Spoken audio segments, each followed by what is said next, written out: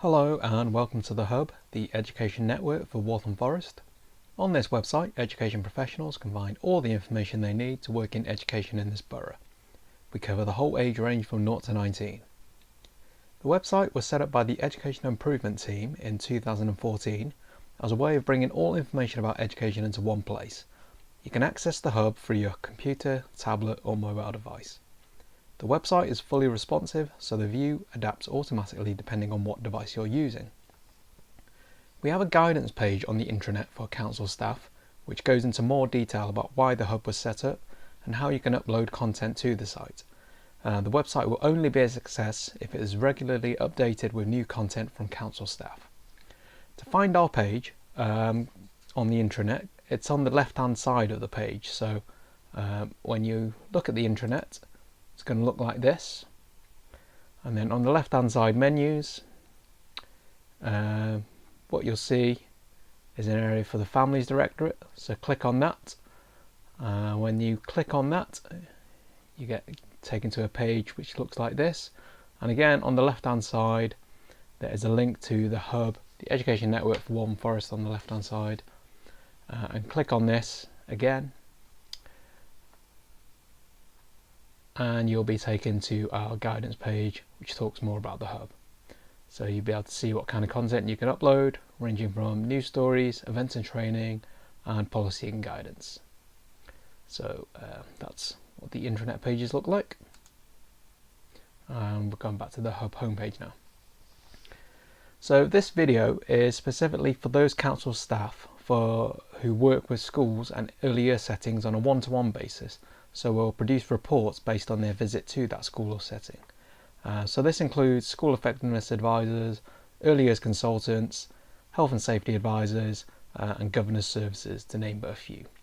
And this video is also for senior managers within the council who will need access to those reports produced about individual schools and settings. So the Hub holds a list of all schools and early years settings in its directory. And each school and setting has their own web page on the Hub. So each school and setting page shows basic details about that school or setting, as you'd expect a normal directory of contacts to. So on each of the school and setting pages, there's a hidden documents area within that, and it's only accessible to the senior staff of that school or setting, plus those council staff who work with schools and settings. So if you're watching this video, then this means you as well. So on a school page, the hidden documents area is only accessible to the head teacher, school business manager and chair of governors of that school and their registered accounts on the Hub. On an Ofsted registered early years settings page, it's only accessible to the owner or the manager or the chair of trustees of that organisation. So going back to a school page, there's also another private area which is restricted even further, and it's only accessible to the head teacher of that school and senior council managers. So it's again it's a shared private documents area, but it's for information that's only to be shared with the head teacher and not with other members of the senior leadership team.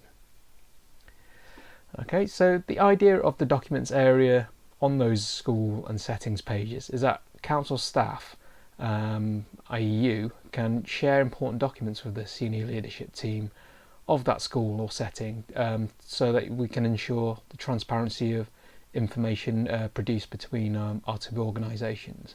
It also gives us an audit trail of the work you've done with a school or setting, as well as ensuring that information is held in a central place, which means you don't have to trawl through past emails to find these reports and documents, because all you have to do is go onto the website and log in, and then you'll have access to those documents. So in order to get to a school or settings page, you need to find the directory in the Hub. So there's two ways to get there. The easiest ways are to hover over the News and Networks menu, and there you'll see a button for Directory of Waltham Forest Schools and Settings. Or if you just scroll down the page a bit on the home page, on the Hub's homepage, there is a button for the Hub directory here. So that's two ways to get there from the home page. If you go back into the menu item here, if you hover over Directory of Waltham Forest Schools and Settings, then it gives you a pre-filtered list here. So you can either look at the schools, you can either look at the PVIs and childminders, or you can look at out-of-school providers as well on their own. But if you want to see the whole directory, then you just would just click on the directory of Waltham Forest Schools and Settings. Okay, so if we click onto it now,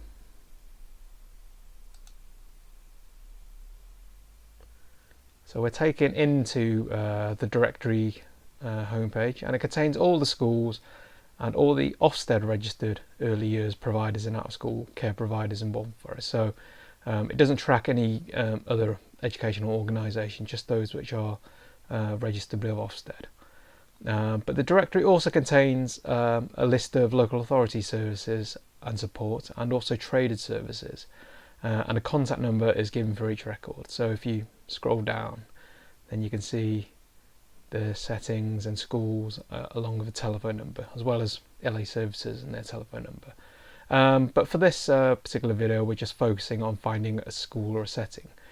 So you can see you've got the search bar here, so you can narrow down your search for a particular school or setting.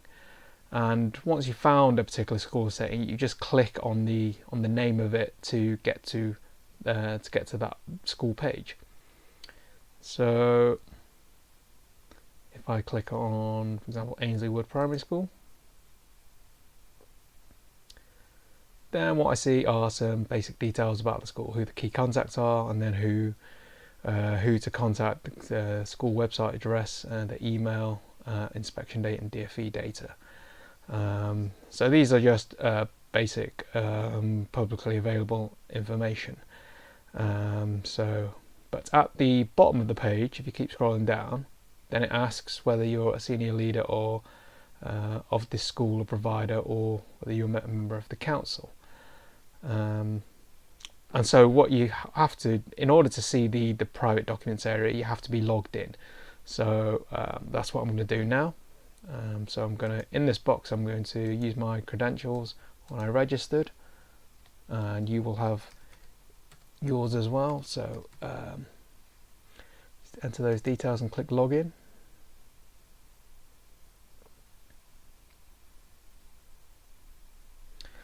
And now I remain on the school page, but now you can see this is the basic information that I could see previously, but I've now also been given these 3 extra tabs. So the heads only documents tab, the contact log, and also the documents tab on its own. So if you do not see these tabs, then that means you haven't been set up with the correct permissions.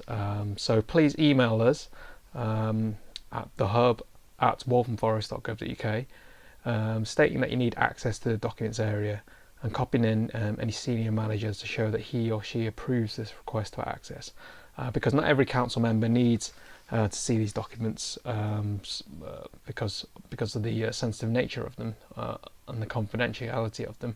So access is only granted as is necessary. So when you do have the correct permissions and you log in on the hub, then this is what you see when you go onto a school or setting page. So if I click on the Documents tab now,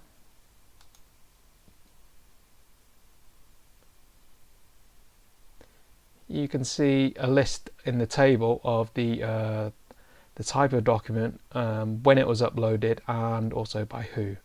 And then you can also filter on the type of document and the year. So in this selected category, I can click on here to select if I only wanted to look at a particular type of document. I could also select a particular document from a particular academic year. So if I want to deal with this year's files, then I just click on this one. So the documents in this table, as you can see, there's lots of them, and what you see are they're supposed to be the final agreed versions for reference only. That is, so if I clicked on these minutes here, then what they are the final version of that document. Because if I opened it, if I clicked on it, downloaded it, and made changes to it and then saved it again, that doesn't affect the version that's uploaded on this page. The one that's originally uploaded remains in place. So it's not a shared documents area like, for example, which different people can work on. So if you do want to make changes to a document which you see here, then what you do is you should upload a new version and delete the old version, because that's the way of making changes to it. Okay, so that's the documents area. So this will be seen by the council, the senior council staff who have access, but also the head teacher, the school business manager, and the chair of governors. So it's those three members of the senior leadership team who would see these documents and be able to read them and download them. The heads only area is accessible to those council staff members, but this information is only accessible to the head teachers. So that's from the school side. So that's a slightly more private area here. Okay, and the final area which you have access to is the contact log area. So it should be quite self-explanatory what this is. So it's intended to be used by council officers to record details of contact with that school or setting. And if somebody wants to upload details of new contact, then all they have to do is click contact upload. A form appears which you can complete. So you write in a comment, write in the date of contact. You can add a file if you want to, but this is optional, and then click on add comment to add something to the table. And so in the same way that a documents table is uploaded, what you see is a table of contact table will appear with details of that contact and who recorded it, which you can then export to Excel if you want. So this contact log can only be used by council officers. Only they can upload details of their contact. But on the school or provider side, so the heads and the school business managers and the chair of governors, they'll be able to view it. So, but it's only a read-only access for them. So they'll be able to see what sort of contact the council's had with that particular school setting. So this functionality is here, but only certain teams within the council are using it at the moment. So it's up to you whether you want your team to use it as well.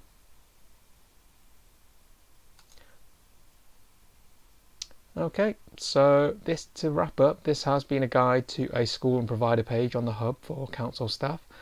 Please take time to view our other videos if you need help with using the site.